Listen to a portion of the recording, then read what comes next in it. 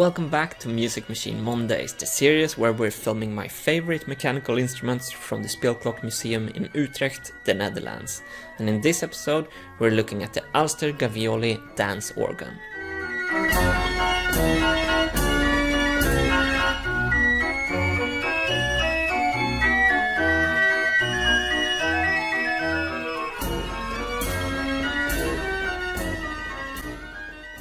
Right, so the big one. Yes. Yeah, this is a pretty huge dance organ.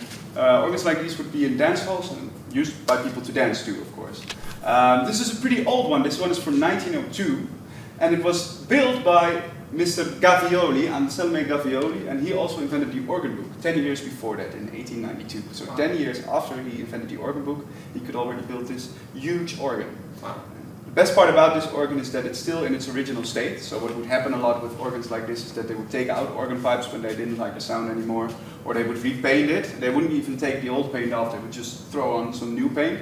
And this is the original paint job, and all the organ pipes are at least the original sounds. Sometimes you have to replace some organ pipes because they're just broken down, but we as a museum, we always make them the same way as they used to be.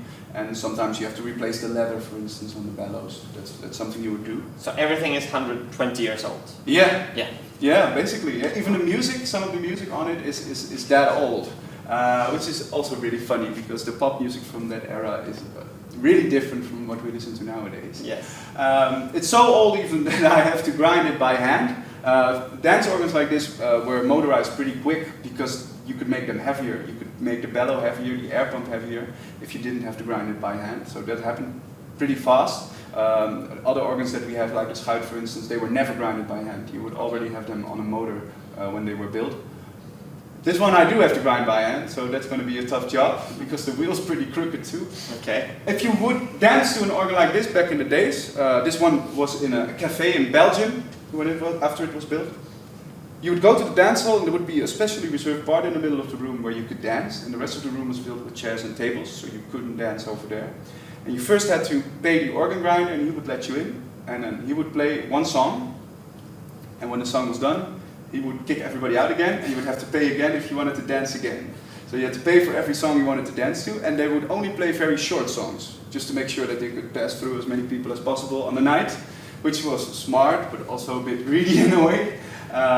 But that's why we only have very short organ books for organs like this, but they're really suitable for playing longer music too.